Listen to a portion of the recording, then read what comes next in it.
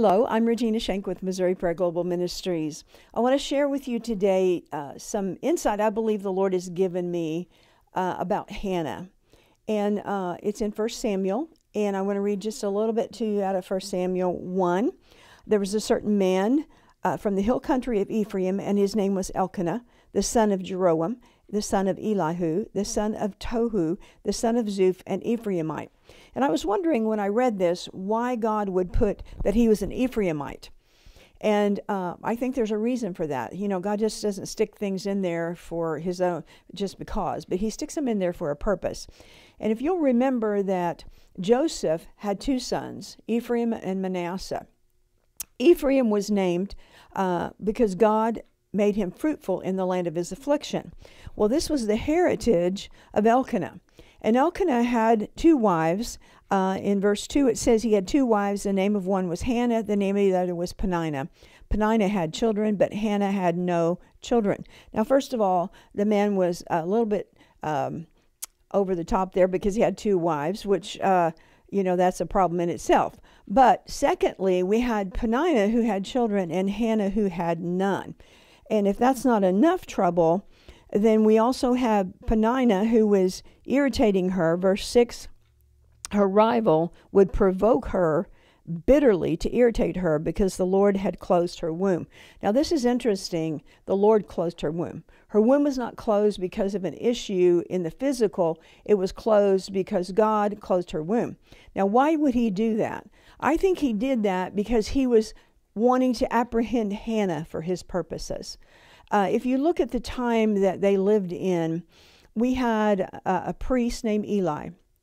Eli was not dealing with his sons. His sons, Hophni and Phinehas, were evil men. They actually slept with the women that came to the temple. They took the best portions of the sacrificial meat for themselves, and Eli did not deal with those sons. And God knew he had to have someone who would listen to him. And so here's Hannah, and she is a woman of purpose.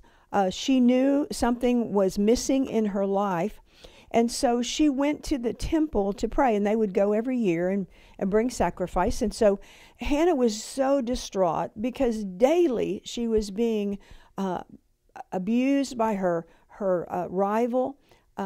And it was not physical, but it was emotional abuse.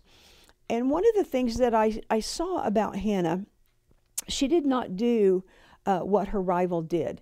It says in Psalms 1 that we're not to sit in the seat of the mocker. And she sat in the seat of the mocker, Peninnah did, but Hannah refused to do that. She refused to react to that mockery, and instead she began to seek the Lord. And as she sought the Lord, she began to cry out to him from the depths of her spirit. Now, previous to this, Elkanah knew that she was discouraged. And he said, "Am I not better to you than 10 sons?" And this was her answer, "No." And we have to recognize that when there's a dream inside of us that's bigger than our circumstances, that whatever happens in the natural, it's not enough because we have to give birth to that dream. Hannah had a dream that was bigger than she was. And the reason she had it is because God put it in her, because God wanted to partner with Hannah in the earth to bring forth a Samuel. And God knew that in this situation with a priest who really would not control his own sons, a priest who was getting more obese by the minute and really didn't deal with what God wanted him to deal with, God had to have someone who would come and listen to his voice and decree it to the people. And so here's Hannah, she's crying out, and the priest comes and he thinks she's drunk. And, you put away your wine, Hannah, what are you doing? No, I'm just distraught in spirit. I want children. I believe I'm supposed to have children. So even in the midst of Eli's issues, he was able to speak to her and say, "Go, your dream is going to come forth." And so Hannah went home. The next year, she did give birth to Samuel. And she promised the Lord that if God would give her Samuel, she would give him back to him. Now look at this situation for a minute. If you had a baby, the very first one you ever had, so precious to you, would you turn that child over to a priest that can't even take care of his own sons? I mean, look at this situation. Really? But Hannah promised. She had to trust God with Samuel. Because when you look at the situation, it was not good. I wouldn't want to turn my son over to a priest that didn't even correct his own sons. And yet Hannah was faithful to God. She wouldn't go up the next year, but when Samuel was weaned, she brought him to Eli. Now, during this whole time, Samuel is learning to hear from God. Even as a little boy, he's laying in his bed and God says, Samuel, Samuel. And he thinks that Eli's calling him. So he gets up out of bed and goes into Eli and says, yes, what do you need from me? Eli said, I didn't call you. Go back and lay down. I think it happened 3 times. And finally, Eli realized that God was speaking to Samuel. And he said, go back and say to the Lord, here I am. I'm paraphrasing a little bit, but here I am. Tell me what you want to tell me. And Samuel began to hear the Lord.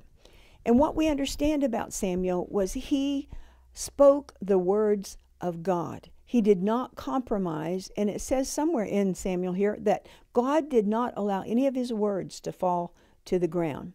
Now, why did God need someone to hear from him? Because others were not. And it was in a time when the Philistines were really attacking Israel. And what happened with the Philistines is they captured the ark of God. Now, Eli never thought that was possible. And neither did Hophni and Phinehas. They thought that the ark of God, which represents his presence, would always be in the camp of Israel. But God allowed himself, God allowed himself to be captured by the Philistines. Of course, they didn't keep him very long because of the things that happened in that situation. But when it happened, there was a battle, and Hophni and Phinehas were killed in the battle. And the ark of God was taken. At that moment, Phinehas' wife was giving birth to a child, and she died in childbirth. But before she died, she named the child Ichabod. And probably most of you understand what Ichabod means. It means the glory has departed. So while she's given birth to this child, the ark has been taken and the glory departed from Israel. And so when that happened, Eli is sitting in his chair. Now, I told you earlier that Hannah did not sit down in a seat of bitterness. She stood up for what she knew God had for her. But Eli sat down by the temple. And I feel like he sat down in a seat of complacency. He sat down in a seat of, oh, well, I guess that's just the way my sons are going to be. He sat down in the circumstance and did not stand up prophetically to say what God wanted him to say and to bring his sons into obedience. And so when the ark of God was taken, he fell out of his chair and he fell over and broke his neck. So Eli died in that battle. Phinehas and Hophni died in that battle, and the baby that was born to Phinehas' wife was born with the name Ichabod, and Phinehas' wife passed away as well. There was a lot of death in that situation. Death comes in when we compromise. Death comes in when we don't stand for God. Death comes in when we don't care enough about the presence of God to fight for that presence in our lives. We must have the presence of God in our lives and in our families. Hannah was one who would not give up on what God had for her. And it was not only her dream, but it was God's dream. And I tell you, when you petition God, and you find out what his dream is in the earth, and you say, God, I want to partner with you, that prayer is going to be answered because you're getting in touch with the purpose of God. When you get in touch with the purpose of God and that merges with your dream, there are going to be powerful things that happen in the earth. So Samuel was born. Samuel heard God. Samuel spoke what God said, and he did not compromise. He was birthed from a woman who was barren, and God opened her womb, and a prophet was born. And there's so much more to this story, but I want you to know that you must be like Hannah and never let go of the dream that God has given you. Do not compromise. Do not ever say, this is my lot in life. No, God doesn't want you to settle. He wants you to reach up and achieve your dreams. He wants you to achieve his purpose in you, and that together is going to bring forth an explosion in the earth. And you will be used by God to maybe even bring a whole transition into the earth and into your territory. Be blessed today.